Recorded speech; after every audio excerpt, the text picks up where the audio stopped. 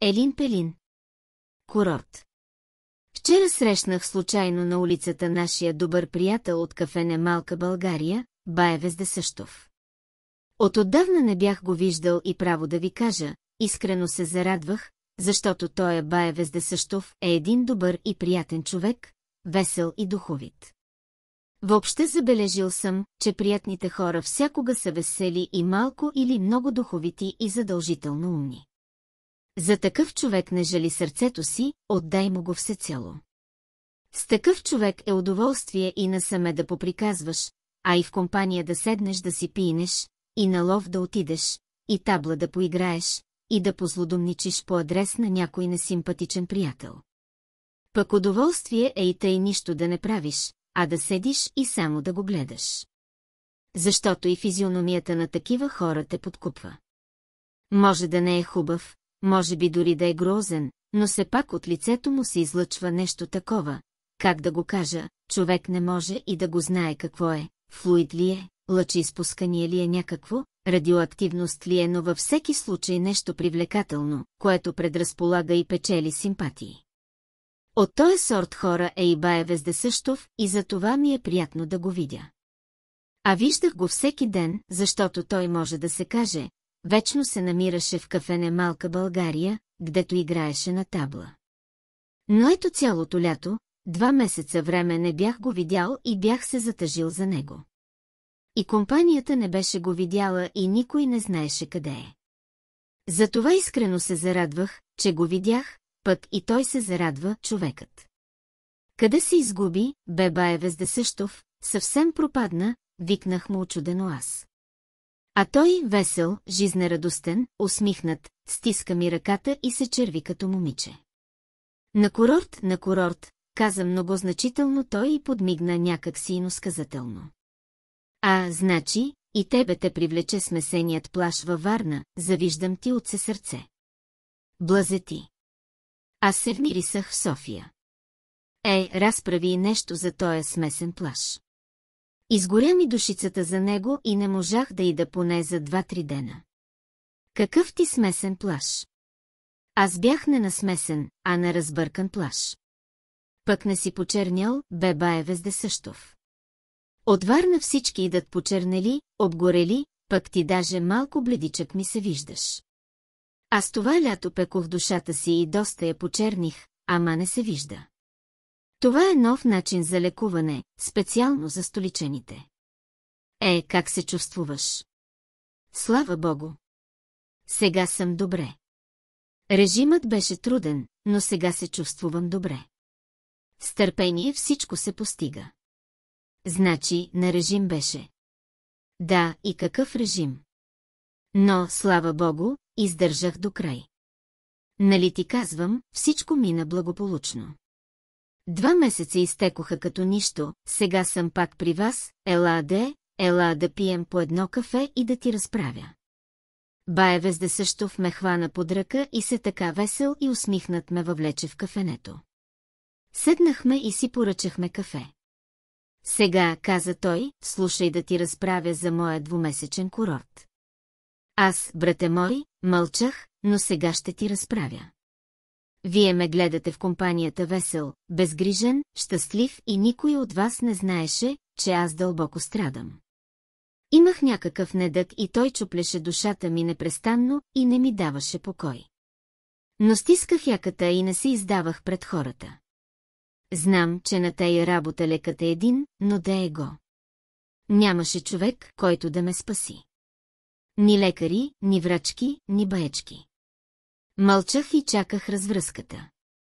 Че от какво страдаше?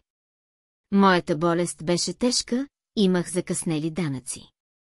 Хайде бае Вездесъщов, ти шегуваш ли се? Че това болест ли е?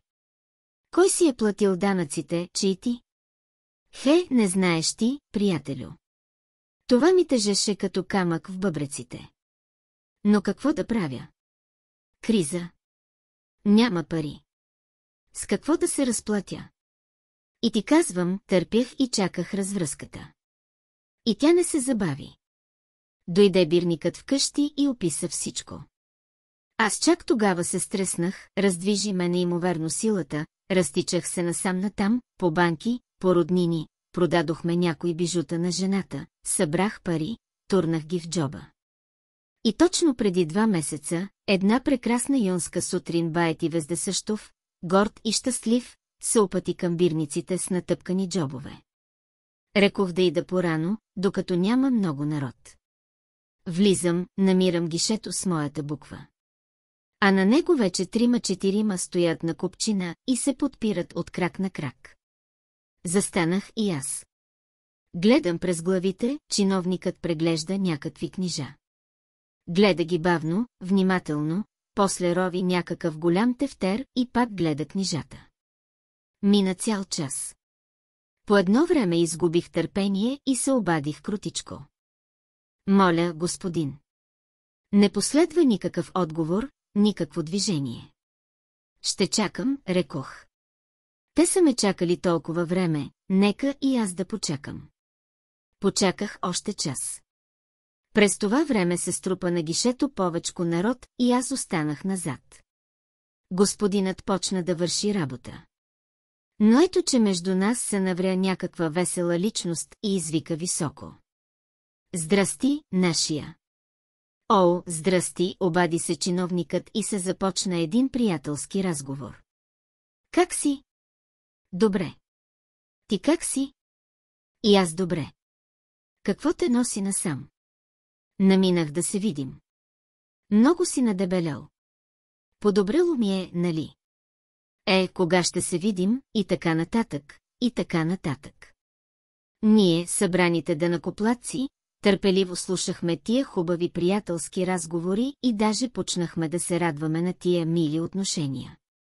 В това време часът стана 12. Отидохме си за обед. След обед застанах на гишето пръв и чаках до 4 часа. Господинът не дойде. След 4 часа някакъв друг господин ми каза да ида на другото гише. Отидох, пред него пълно с народ. До 6 часа не се вредих. Отидох на другия ден.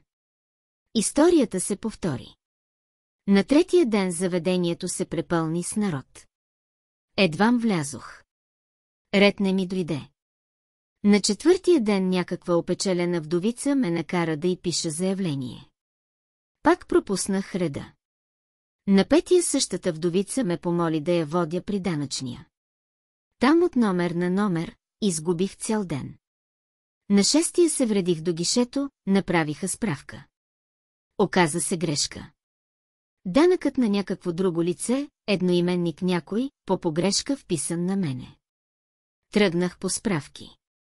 Давах заявления, ходих в общината, после пак в данъчното. После пак услуги на жалната вдовица и така нататък, и така нататък. Брате мой, отидоха 2 месеца, та се не видоха. Първия месец прекарах тежко. Втория вече привикнах и си рекох, ето един случай да си каля волята, и устоях. Калих я, та стана челик. И благодарение на тая воля вчера можах най-после да се разплатя. И удостоверение си взех.